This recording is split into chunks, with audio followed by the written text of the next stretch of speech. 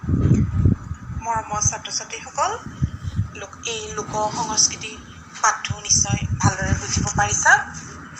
তোমালোকে প্ৰশ্নবিলাক ভালদৰে লিখিবলৈ চেষ্টা কৰিবা, শব্দ অৰ্থবিলাক ভালদৰে জানিবলৈ চেষ্টা কৰিবা।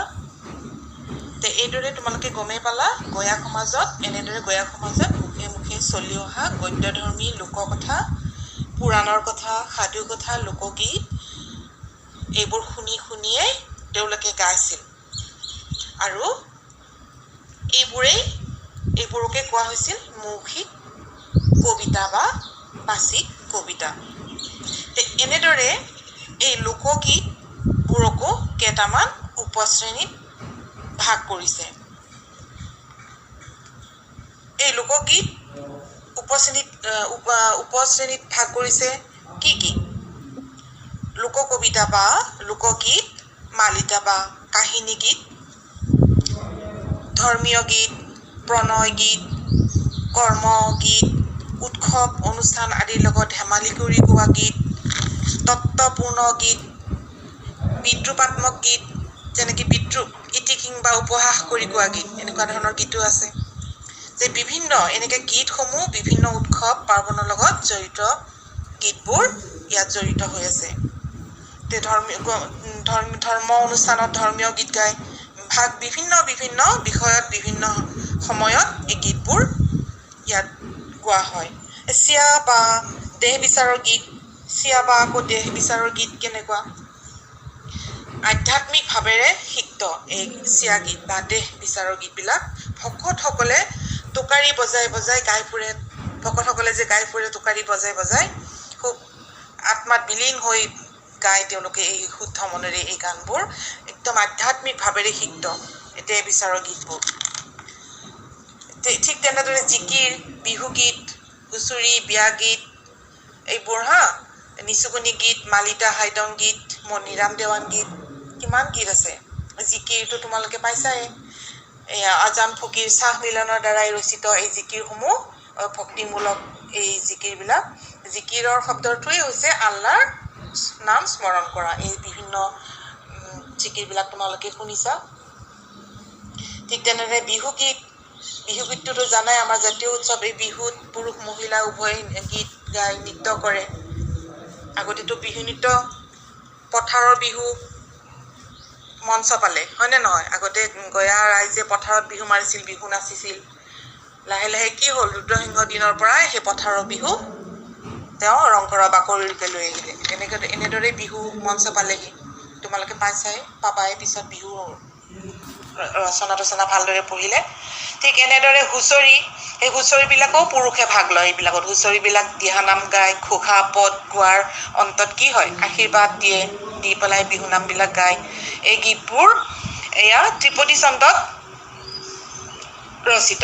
এই হুঁচৰি গীতেই এই হুঁচৰিবোৰ বিহুগীতৰে এটা অনুৰূপ মাথোন। তোমালোকে পাবা ডাঙৰ হ'লেও, যেনেকৈ তোমালোকক ইয়াত ভাগ কৰি দেখুওৱা হৈছে হাইদং গীত, মালিতা বা হাইদং গীত বা কাহিনী গীত। এই গীতবিলাকৰ মাজেদিও এটি আখ্যানৰ কাহিনী বা বিভিন্ন ধৰণৰ ইয়াত বৰ্ণনা কৰা থাকে, বিভিন্ন পুৰাণ আখ্যানৰ কাহিনী বৰ্ণনা কৰা থাকে। ইয়াকে কাহিনী গীত বা মালিতাও বুলি কয়। এনেকৈ বিভিন্ন গীত আছে। মণিৰাম দেৱান গীত, এইবোৰো বুৰঞ্জীমূলক গীত। জয়মতী কুঁৱৰীৰ গীত, এনেধৰণৰ জনশ্ৰুতিৰ ওপৰতে ৰচিত। শুনিয়ে এই গীতবোৰ গাইছিলে, হয়নে নহয়? যে এই গীতবোৰত মনোৰঞ্জক কাহিনী বৰ্ণনা কৰা থাকে। কিছুমান কাল্পনিক বা বাৰমাহী গীতো থাকে। এই গীতবোৰতো সদায় কৰুণ ৰস থাকে, কৰুণ ৰসেৰে ভৰা। ৰসো আমি পিছত কিমান ভাগ পাম ন, বেলেগ ভাগ পাম। বিদ্যুৎ ৰস, হাস্য ৰস, কিমান ৰস আছে, এইবোৰ আমি পিছত পাম। গতিকে এনেকুৱা ধৰণৰে এই গীতবোৰ ৰচনা কৰিছে। তাৰপিছত আকৌ সাঁথৰ, এইবোৰ দৃষ্টান্ত মাতে যে সাঁথৰ, এই প্ৰকৃত এই নামবোৰ সহজে ক'ব নোৱাৰাকৈ আওপকীয়াভাৱে এই বাক্যবোৰ কয়। সেইকাৰণে সাঁথৰ নাম দিছে তাক। সহজে মানুহে যাতে পটককৈ বুজি নাপায়, আওপকীয়াকৈ কয়, সেইকাৰণে এই দৃষ্টান্ত মাতে, সাঁথৰবিলাক মাতে, হয়নে নহয়? গতিকে এইবোৰ আমি এই লোক সংস্কৃতিৰ পাঠটোত বিষয়ে আমি বহুখিনিয়ে ধাৰণা কৰিব পাৰিলোঁ, হয়নে? তোমালোকে ভালদৰে মনত ৰাখিবা। ইয়াৰ পিছত আমি আকৌ প্ৰশ্নসমূহৰ মাজলৈ আহিম। এতিয়া আহোঁ আমি চমু প্ৰশ্ন উত্তৰলৈ। তোমালোকে লিখিবা, লোককৃষ্টিৰ সাধাৰণ উত্তৰণক কি বোলে? লোককৃষ্টিৰ সাধাৰণ উত্তৰণক লোকসংস্কৃতি বোলে। 2 নম্বৰ প্ৰশ্ন লিখিবা, লোকসমাজত কোন সময়ৰ কথাৰ অধিক সমাদৰ? উত্তৰ কৰিবা, লোকসমাজত পুৰণি দিনৰ কথাই অধিক সমাদৰ। তাৰ পিছৰ প্ৰশ্ন কৰিবা, লোকসংস্কৃতিৰ দৃশ্যমান দিশক কি বোলে? লোকসংস্কৃতিৰ দৃশ্যমান দিশক ভৌতিক বা বস্তু সংস্কৃতি বোলা হয়। তাৰ পিছৰ প্ৰশ্ন কৰিবা, লোককৃষ্টি কাক বোলে? উত্তৰ কৰিবা, গঞা সমাজে তেওঁলোকৰ প্ৰয়োজনীয় কামবোৰ সম্পাদন কৰি আহিছে। তেওঁলোকৰ লোকসমাজত তেওঁলোকৰ জীৱনৰ কাৰণে প্ৰয়োজনীয় কাম কিছুমান কৰি আহিছে। এইবোৰ কামৰ বাবেই লোককৃতিৰূপে পৰিচয় লাভো কৰিছে। তাৰোপৰি অন্য কিছুমান কামৰ মাজতে তেওঁলোকে ঋতু, মাহ, পষেক আদিত সভা সমিতি, উৎসৱ পাৰ্বণ, গীত, নাচ, অভিনয়, খোৱা লোৱা, পিন্ধন উৰণ আদি কামবোৰ, এইবোৰৰ সমষ্টিয়ে হৈছে লোককৃষ্টি বুলি কোৱা হৈছে। তাৰ পিছৰ প্ৰশ্ন লিখিবা, লক্ষ্মীনাথ বেজবৰুৱাই সম্পাদনা কৰা সাধু কথাৰ পুথিখনৰ নাম কি? তোমালোকে চবেই জানা, বুঢ়ী আইৰ সাধু। তাৰপিছত লিখিবা, অ' মাই জখুৱা হে মাই হে জখুৱা গীতটি কোনে লিখিত ৰূপ দিছে? এই গীতটি ডক্টৰ ভূপেন হাজৰিকাদেৱৰ তেওঁ গাইছে আৰু এই গীতটি তেওঁ লিখিত ৰূপ দিছে। তাৰপিছৰ প্ৰশ্ন লিখিবা, লোকসাহিত্যক কেইটা আৰু কি কি উপভাগত ভগাব পাৰি? ভাগবোৰ লিখা। লোকজীৱনৰ লগত জড়িত লোকসাহিত্যক 5টা উপভাগত ভগাব পাৰি। 1 নম্বৰ, লোক বা মৌখিক কবিতা বা বাচিক কবিতা নতুবা লোকগীত। 2 নম্বৰ, গদ্যধৰ্মী লোককথা বা সাধুকথা। 3 নম্বৰ, বচন, প্ৰবচন, লোকোক্তি, যোজনা, পটন্তৰ। 4 নম্বৰ লিখিবা, সাঁথৰ, দৃষ্টান্ত। 5 নম্বৰ লিখিবা, লোকভাষা। এই লোকভাষা, লোক বা মৌখিক কবিতা বা বাচিক কবিতা আৰু লোকগীতক কেইটামান আকৌ উপভাগত ভাগ কৰা হৈছে। এই ভাগবোৰ কি কি? লোকগীত, মালিতা বা কাহিনী গীত, আমি আগধৰি তোমালোকক কৈছোঁৱেই, তোমালোকে পালাই সেইখিনি। ধৰ্মীয় গীত, প্ৰণয় গীত মানে ডেকা গাভৰুৰ প্ৰেম প্ৰীতিমূলক গীতেৰে গোৱা গীতবিলাক প্ৰণয় গীত।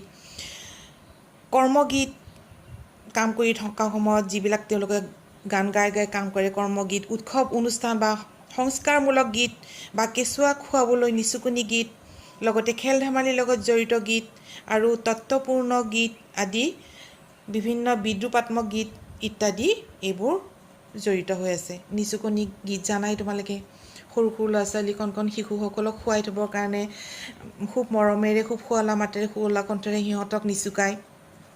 তেনেদৰে গীত গাই সিহঁতক খুৱাবলৈ চেষ্টা কৰে, হয়নে? কি সুন্দৰ সুন্দৰ শিশু গীতবিলাক আছেনে নাই? তোমালোকে পাইছানে নাই নিচুকনি গীতবিলাক?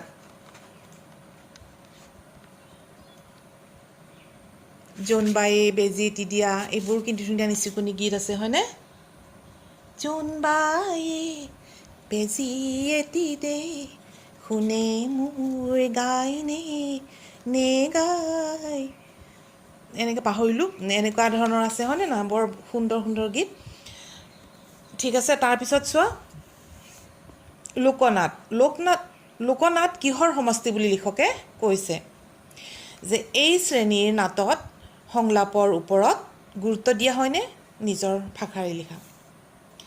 লোকনাট আৰু লোকনাট আৰু গীত নৃত্যৰ সমষ্টি বুলি কৈছে।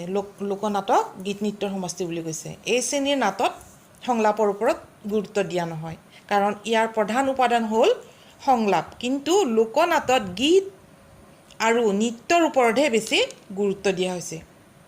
এই লোকনাটত কি গুৰুত্ব দিয়া হৈছে? গীত আৰু নৃত্যৰ ওপৰত গুৰুত্ব দিয়া দেখা গৈছে।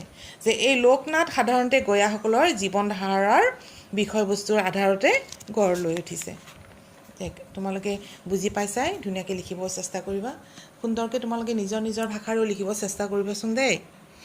এতিয়া আহোঁ আমি এটি ব্যাখ্যা। লিখিবা, লোক সংস্কৃতি কিয় নতুন হৈও পুৰণি আৰু পুৰণি হৈও নতুন। আগতেও পাইছা, মই ভালদৰে পাঠটোত বুজাই দিছোঁ তোমালোকক, লিখিব পাৰিবাই, তথাপি লিখিবলৈ চেষ্টা কৰা আকৌ। ব্যাখ্যা কথা ফাঁকি আমাৰ পাঠ্যপুথিত থকা ডক্টৰ নবীন চন্দ্ৰ শৰ্মাদেৱে লিখা লোক সংস্কৃতি পাঠটোৰ পৰা তুলি অনা হৈছে। ইয়াত কৈছে যে লোক সংস্কৃতি নতুন হৈও পুৰণি আৰু পুৰণি হৈও নতুন, কাৰণ লোক সংস্কৃতিৰ বিভিন্ন উপাদানসমূহ যুগ যুগ ধৰি মানুহৰ মুখে মুখে প্ৰচাৰিত। কাৰণ গয়াসকল প্ৰধানকৈ কি? খেতিয়ক। তেওঁলোকে কৃষিৰ প্ৰধান কৃষি কৰিয়ে তেওঁলোকে জীৱন নিৰ্বাহ কৰিছে, হয়নে নহয়? গতিকে তেওঁলোক সাধাৰণতে নিৰক্ষৰ, তেওঁলোকৰ লিখা পঢ়াৰ ওপৰত গুৰুত্ব নাই। সেইবাবে তেওঁলোকে বেছি লোকবিশ্বাসক বেছি গুৰুত্ব দিয়ে, হয়নে? বিভিন্ন লোক উক্তিবোৰ পৰম্পৰাগতভাৱে চলি অহা কথাবোৰেই এটা সময়ত শিক্ষিত লোকৰ হাতত পৰি আধুনিক ৰূপ ল'লে। যে সাম্প্ৰতিক সময়ত খোৱা লোৱা, ৰীতি নীতি, নৃত্য গীত, আচাৰ অনুষ্ঠান, পূজা পাৰ্বণ, পিন্ধা উৰা ইত্যাদি সময়ৰ প্ৰভাৱত বিভিন্ন ধৰণে পৰিৱৰ্তন ঘটিছে। যে সমাজে পুৰণি ৰীতি নীতি, আচাৰ অনুষ্ঠানসমূহ নতুনত্বৰে আদৰি লৈছে, অৰ্থাৎ নতুনত্বৰ আৱৰণ লৈছে। এইদৰে পুৰণি ৰূপবোৰ নতুন ৰূপত গা কৰি উঠিছে যদিও মানুহে পুৰণিখিনি সম্পূৰ্ণৰূপে ত্যাগ কৰিব পৰা নাই। সেয়েহে লিখকে কৈছে লোক সংস্কৃতি পুৰণি হৈও নতুন, নতুন হৈও পুৰণি। একেবাৰে সহজ, তোমালোকে লিখিব পাৰিবা, হয়নে? ঠিক আছে, তাৰপিছতো লিখিবা, সমাজৰ পৰিৱৰ্তনৰ লগে লগে লোক সংস্কৃতিৰো পৰিৱৰ্তন ঘটে। উত্তৰ লিখিবা, উল্লিখিত কথাফাকি আমাৰ পাঠ্যপুথিৰ অন্তৰ্গত ডক্টৰ নবীন চন্দ্ৰ শৰ্মাদেৱৰ লোক সংস্কৃতি নামৰ পাঠটিৰ পৰা তুলি দিয়া হৈছে। এইখিনি প্ৰথম তোমালোকে লিখিবই লাগিব, ফাৰ্ষ্ট উক্তিটো। নেক্সট পেৰেগ্ৰাফ দিবা। ইয়াতে কোৱা হৈছে যে সমাজৰ পৰিৱৰ্তনৰ লগে লগে লোক সংস্কৃতিৰো পৰিৱৰ্তন ঘটিছে। গয়া সমাজত বাস কৰা লোকসকলে বিভিন্ন কৰ্মৰ মাজেদি মাহে পষেকে ঋতু আদি বিভিন্ন উৎসৱ অনুষ্ঠানবিলাক পালন কৰি আহিছে। এই বিভিন্ন উপাদানসমূহ যুগে যুগে মানুহৰ মুখে মুখেই প্ৰচলিত আছিল। কাৰণ তেওঁলোক নিৰক্ষৰ আছিল, তেওঁ লিখা পঢ়া নাজানিছিল। প্ৰথম অৱস্থাত এই বিহু গীত, হুঁচৰি গীত, জাৰি গীত সকলোবোৰ তেওঁলোকে মৌখিক ৰূপতে চলি আহিছিল। বৰ্তমান এই উপাদানসমূহ কি হ'ল? শিক্ষিত লোকৰ হাতত পৰি আধুনিক ৰূপ পালে। এনেদৰে ককা আইতাৰ মুখে মুখে চলি অহা সাধুবোৰো লিখিত ৰূপ দিবলৈ ধৰিলে।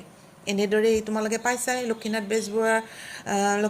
বেজবৰুৱাই লিখা সাধু, ভূপেন হাজৰিকাৰ কি সুন্দৰ সুন্দৰ গীতবোৰ লিখিত আকাৰে পাইছা। এনেকৈ বিভিন্ন আমি কিতাপ পঢ়িবলৈ পাইছোঁ, হয়নে নহয়? এইদৰেই সামাজিক জীৱনলৈ পৰিৱৰ্তন আনিলে। এনেদৰে এখন সমাজত জীৱনত ঘটা পৰিৱৰ্তনে লোক সমাজৰ সংস্কৃতিৰ দিশলৈও পৰিৱৰ্তন হ'ল। গতিকে দেখা গৈছে যে সমাজৰ পৰিৱৰ্তনৰ লগে লগেই লোক সংস্কৃতিৰো পৰিৱৰ্তন ঘটে। বুজি পাইছা নহয়?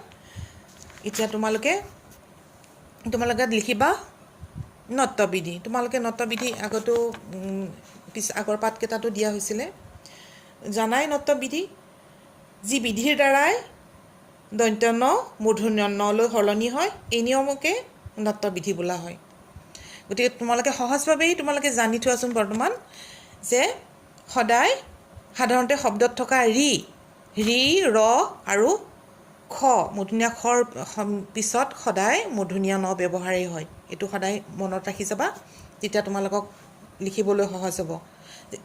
তেনেদৰে ধৰা অনুষ্ঠান, ই কাৰান্ত আৰু উ কাৰান্ত উপসৰ্গৰ পিছত থকা স্থা ধাতুৰ দন্ত্য খ মূৰ্ধন্য খয়ে হয়, সদায় মনত ৰাখি গ'লে হ'ল। এনেধৰণে ধাৰণ, ৰৰ পিছত সদায় নয়ে ব্যৱহাৰ হয়, হয়নে নহয়? আগতেও কৈ অহা হৈছে যে ৰণ, ঋণ, ভীষণ এইবোৰ মূৰ্ধন্য ন ব্যৱহাৰ হয়।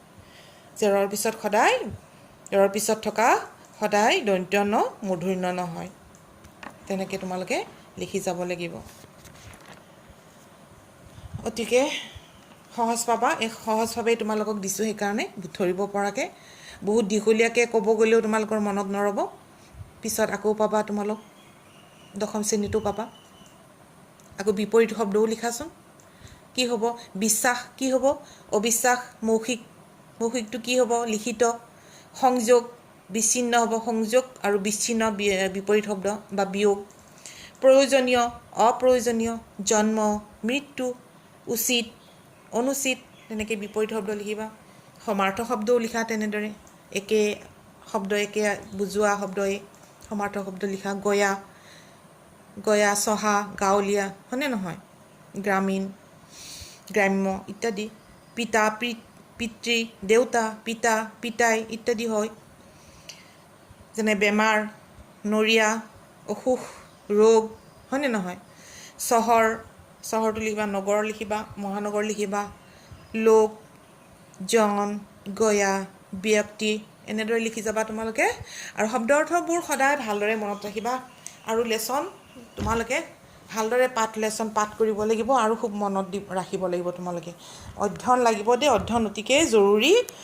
অধ্যয়ন নহ'লে নহ'ব। তোমালোকে পাঠটি ভালদৰে পঢ়িবই লাগিব। নপঢ়িলে তোমালোকে একো বুজি নাপাবা।